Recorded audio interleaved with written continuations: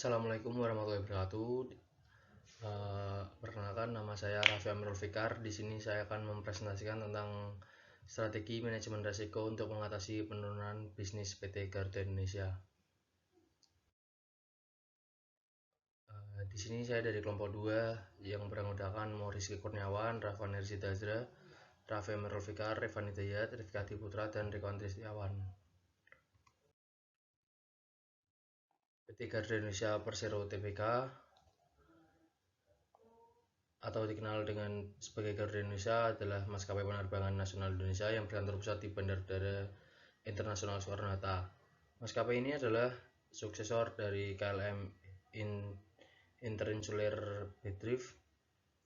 Garuda Indonesia merupakan anggota SkyTeam satu-satunya di Indonesia dan maskapai terbesar kedua di Indonesia setelah Lion Air.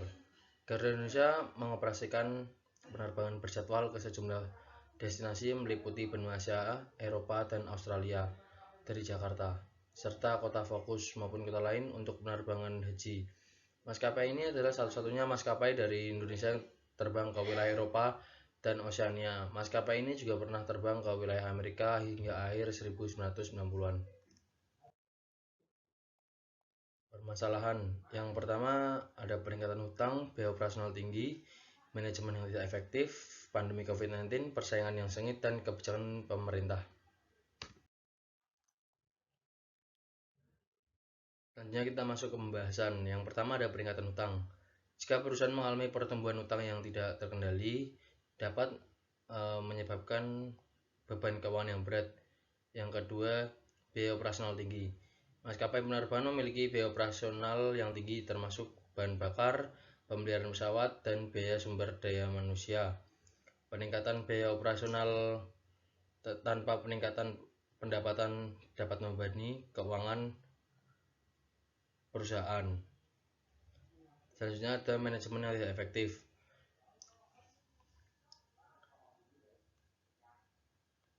Keberhasilan sebuah perusahaan juga sangat tergantung pada manajemen yang efektif. Jika terjadi kegagalan dalam pengelolaan perusahaan, termasuk pengelolaan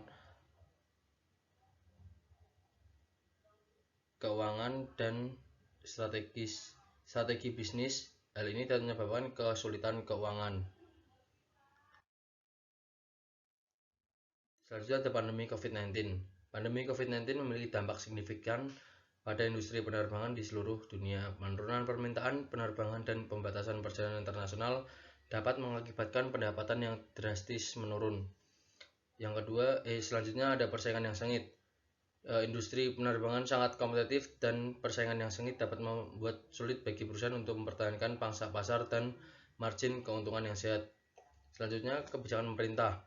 Kebijakan pemerintah terkait peraturan penerbangan, tarif, atau peraturan lainnya dapat mempengaruhi kinerja keuangan maskapai penerbangan.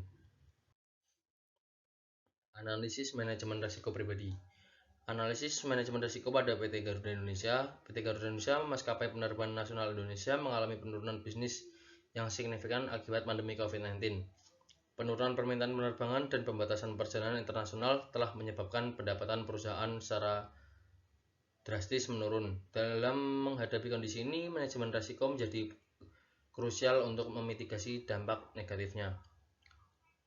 Dari risiko keuangan, peningkatan utang dan biaya operasional yang tinggi menjadi risiko utama bagi PT Garuda Indonesia. Manajemen yang tidak efektif juga dapat memperparah kondisi keuangan perusahaan.